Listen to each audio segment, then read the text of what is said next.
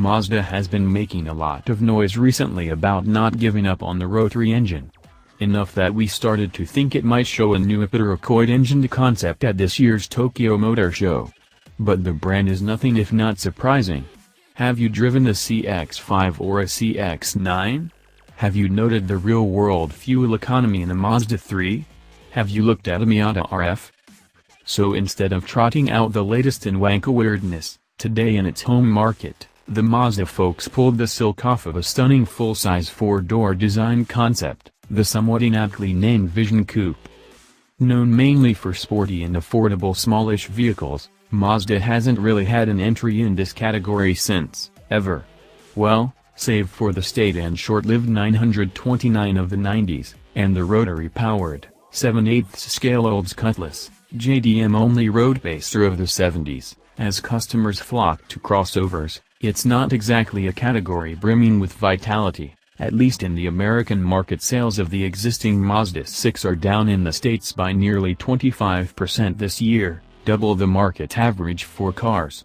And this thing is bigger than that. But the decision is intentional and strategic in Mazda's mission to head upscale and focus on clean design differentiators from its mass-market Japanese peers. A big sedan has always been the symbol of a brand going premium. It's the icon of a brand, says Julian Mondes, Mazda North America's director of design. It tells that Mazda is becoming serious in reaching that goal. Breaking even more conventions, while Mazdas generally are cohesive and well-rendered in their design, you would be hard-pressed to find one quite this sensuous. The Vision Coupe looks like an Aston Martin Rapide that has been placed in a sauna until its body mass index has whittled down to marathoner levels, and then scalloped and stripped of any unnecessary ornamentation, save for a kind of fingerprinted whirl in its side cove.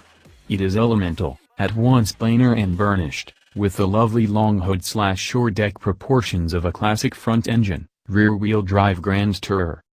Its interior is similarly edited, doing away with the proliferating screens of other vehicles in the category, utilizing instead a digital analog instrument panel and a sophisticated heads-up display that keeps a driver focused on the road and shows just what is deemed necessary, and nothing else. Outside and inside, it follows a Japanese aesthetic, moving away from an animalistic approach, away from too much dynamism, to become something more minimal, says Mondes. But it is not mathematical or rigid. It is very fluid, meant to communicate a human trace behind it. It is a way to define and induce a specific feeling that connects a human energy to the product. To encourage pure love. Mazda is big on this idea of automotive affection, especially in light of the recent industry-wide push into semi-autonomy, which seems intended to separate the car from its owner/user/mobility participant. The brand believes that the deep connection between humans and their machines should not be rendered invisible or discontinuous, but should be maintained, and even enhanced. Moreover, Mazda believes that this connection should be, and remain, both physical and emotional. This makes sense for a driver-centric brand that privileges stick shifts, steering feel and zooming. Mazda has made it clear that it is not going to follow the autonomous trend, Montes says. Instead of the car acting as a cocoon, a personal assistant, to insulate and isolate, we believe it should be a co-pilot. To be there to enable bravery, and give you the tools to face the aggression.